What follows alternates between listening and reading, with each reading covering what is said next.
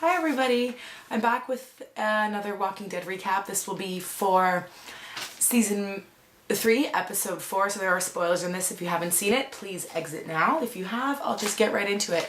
I made notes. They're so disjointed because all I can say is what the hell happened on Sunday. I have never seen, I would say save for Dexter season 4 finale, an episode of TV that it shook me to my core. Like, I was shocked from beginning when the walkers invaded the courtyard of the prison right until the end when Rick started to cry. So, I mean, I don't even know where to start with this. I don't know where to go with this. I guess we'll just get right into it with the walkers invading the prison off the bat. I wasn't sure who it was. When I saw it was Andrew, I think his name was, the prisoner that Rick exiled into the courtyard with the zombies. I was absolutely stunned. I thought, there's no way it could be this guy. At first I thought it was the governor, or maybe Merle trying to lure them out, but then I thought there's no way for them to know they're there, so who could it be? And just that chilling moment where you see them all congratulating Herschel and getting him out there, and you think that they're super safe in this enclosure, all of the walkers coming towards them. I thought that that was really, really well done. AMC, they got me with that one. That was awesome. Getting right into the insanity that happened then, I think that it was a good way to kick off the inevitable. We did lose some characters this episode. Unfortunately, we lost Lori and we lost T-Dog. I guess I want to deal with them both. I want to talk maybe first about the town, and then I'm going to get back to this because I think that if you lose two characters, it should be closed with, not stuck in the middle. So I'm going to talk about the town. I just want to make a couple of comments about Andrea and how she acts in the town. I think that this is the most loose we've ever seen Andrea. Up until now, she's always had her guard up. She's always been this badass, on my own. Yeah, her sister died, her family died, but up until now she's always been really tough, and I think that she's letting herself slip a little bit. I think that she's letting herself have sexual feelings towards the governor because there was totally that tension. She's getting comfortable in the safety aspect of everything. She's opening up to Merle a little bit more. I like this side of Andrea. I never liked her before, and maybe she's being naive, but I like how she's acting. She's a really good foil to Michonne, who it's either poorly written or just poorly acted, but they need to do something with that character. She just seems like this angry, disjointed, too smart to be an average person, kind of like super fighter ninja.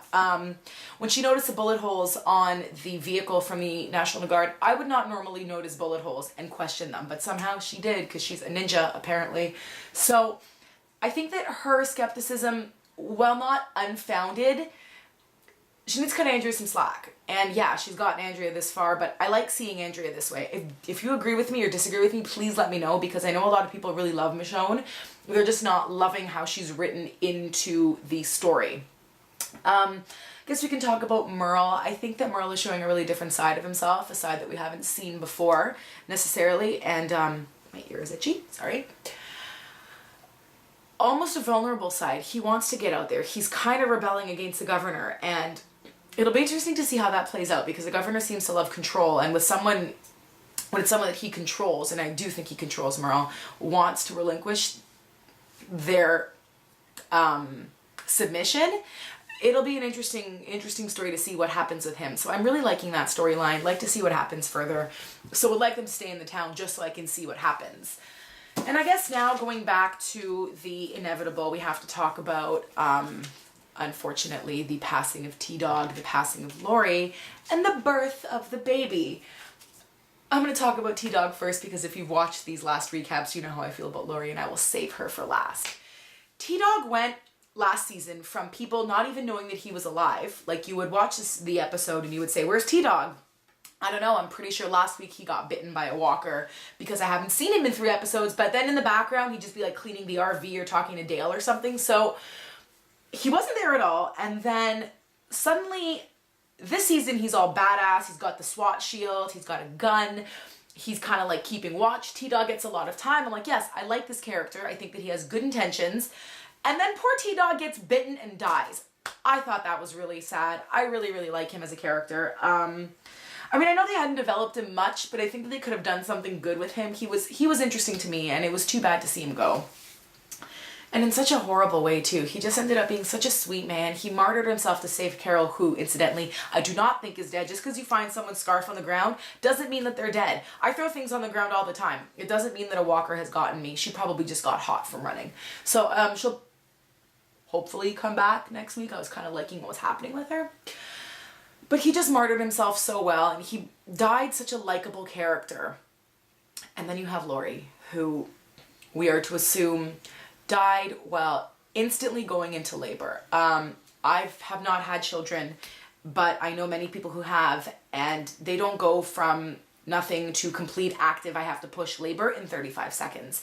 I understand that it's a TV show and that they couldn't do like a prolonged labor scene, but it was just, of course Laurie has to go into labor when everything else is going on, because it's Laurie's job to inconvenience the group and push them back as much as she possibly can. So I mean, she went into labor graphically. Her death scene was just a cop-out. I think that the writers knew that she was very unlikable. I think the writers knew that the fans didn't like her. And this is all assuming that they read the message boards that I frequent, where people just don't enjoy her as a character. And I think they tried to give her this, oh, baby, I love you, and I'm so sorry, and you're the best son in the world. Pity me, pity me, pity me, death scene. And I didn't get it. I'm like, okay, Laurie, just stop talking now. Stop trying to make yourself seem likable. You're not. That scene, however, was just painful to watch. I cringed, and my uterus was in a lot of pain, if that's possible. It was just awful. Do I think that she's dead? No. I think that Carl might have shot around her, because we didn't actually see her die, and if it's one thing that these shows teach me, it's that if you don't actually see a character die, they might very well come back. Will she come back as a zombie? I hope so, because then I get to see her shot twice, and then she and Shane, I'm quoting this is not an original thought, but she and Shane can go and have tons and tons of extramarital zombie sex together for the rest of time. I hope they're happy together, really. But it'll be interesting to see what happens. Babies that are born need nutrition right away. They need formula. They need milk. They are detriments to groups. So now we have Herschel with one leg, and we have a newborn infant that cries and needs constant attention. I feel bad for Rick. I feel bad for Rick in his crying scene. That was so well done. Andrew Lincoln just up the acting factor. It was just so good. I felt sad for him. I felt sad for Carl. Now Carl only has one parent, and even though Laurie was a sucky parent, at least he had two. So poor Carl, poor Rick. We'll see what happens. Maybe the baby will give him some kind of hope. Maybe Rick will go off his rocker. Not sure. So if you guys saw the episode and you liked it and you agree with me, or you have other things to add, I'd love to hear it. And I will see you guys next week then. Bye.